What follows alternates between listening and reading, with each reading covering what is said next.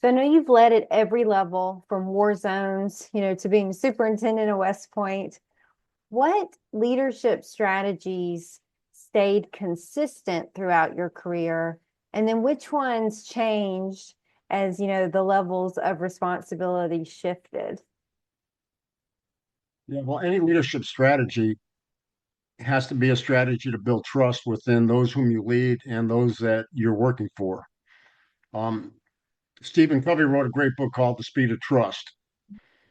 And in there, he says trust is a function of both competence and character. And it's just really important to understand as a leader, if you're going to be a leader, you've got to be a leader that's competent, and you got to be a leader that aspires to the values of your institution defined by your character. In other words, you're going to be a leader of character.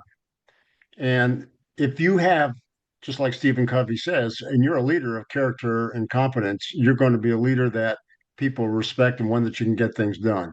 Mhm. But I really enjoyed and I loved the brotherhood, like I said, and the sisterhood that exists within the military because you really create those tight groups and you build those effective teams. And I've realized that the most effective leaders are those that built the best teams because those teams operate together and you've got in the team, you've got unique skill sets from each one of the team members, and collectively they just make the organization that much stronger.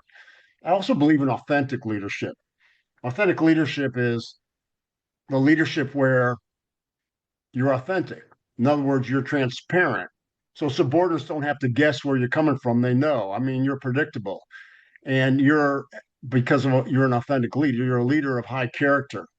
And that character is defined by the values of your institution. And the values of the Army, for example, are loyalty and duty and respect, selfless service, honor and integrity, and personal courage. And when you embody those values, they become part of your very essence. So when you're confronted with a compromising situation, you don't have to guess or think about what right looks like. You've embodied that, and the natural expression is are the values of which you've aspired to. It's like holding a cup of coffee. If you hold a cup of coffee and someone hits you in the elbow, whether you want it or not, that coffee is going to spill. So if you're a leader of character and you've embodied the values of that institution, when someone rubs you the wrong way, what's going to come out and how you're going to react to it is going to be in accordance with the values that you've internalized. That's such a great visual. I love the coffee cup example. I know you've written, another terrific book, along with Mike Matthews called The Character Edge. Can you share, why y'all wrote the book? What inspired y'all to tackle such a timely and important topic? Yeah, when I retired from when I retired from the Army after I was a superintendent, Mike Matthews, a great friend, was one of the professors and had done a lot of research on leadership. And and we realized that if you're going to be an effective leader, the most important element that makes you an effective leader is that trust, like I said, and that trust is embodied around the values that you've internalized and the values that you stand for, and those values define your character. And that's what the book is all about. When I was a division commander in Iraq, um, I had a number of senior leader misconducts that I had to adjudicate. And going into my division command leadership, I said to everybody, senior leader misconduct, which is misconduct that's defined by senior non-commissioned officers and all officers. And I had, I think, 78 acts of misconduct that I had to either give a letter of reprimand or relieve from their duty. And it was not so much because they are now gone as an individual and their career, for the most part, will have terminated, but it just made their organization that they were in command of ineffective. So character becomes a very important element to be of effective leadership, and that's why when Mike Matthews asked me if I would write the book, I said absolutely. This is something I strongly believe in, and I'm glad to be able to write the book about character and the impact of character and effective leadership. Well, one thing I really appreciated about your book was the emphasis on how character, is developed. It's not just something that, some people have, they're born with, or they just decide to be a person of high character. It's a discipline, it's a practice, it's a commitment. And I really appreciated that approach to it.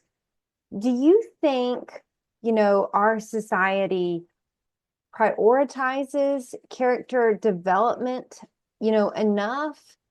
And if not, what are your thoughts on how we should go about it to do it better? No, that's a great point, Hannah. I think um, character is developed. So for example, at West Point, men and women, because just by law, Mm. Congress members appoint or nominate their candidates from Mm. across the country, from all the senators, all the House representatives. Mhm. So all the different communities throughout our country are represented in the United States Military Academy and all the service academies. And those young men and women come to West Point with the characters that they've been raised with, from those character values that they've internalized, come from their family, they come from their high school, their friends. Some are consistent with duty, honor, country, which are the values of West Point, and some are not consistent. Our responsibility was to teach duty, honor, country, and loyalty, duty, respect, and the other Army values, to reflect on them, on how they impact us, and then to have these conversations that allow us to see where we are as compared to where we really need to be. So over time, we have internalized them. It also creates the environment that and the culture of that environment where it really defines what is acceptable and what's not acceptable. And when you understand that, then you have the freedom of movement within your left and right acceptable and not acceptable limits. And that's where and then character is evaluated. So, the leadership within the cadets and the leadership of the officers oversight of the cadets grades them not only in their performance and competence, but also grades them in their character. And then they have conversations, mentoring conversations on whether you're doing well, you're not doing well. This is where you have a character strength. This is where you need to work on your character and things like that. And there are some character issues that, if they're violated, result in your termination from the military academy as well.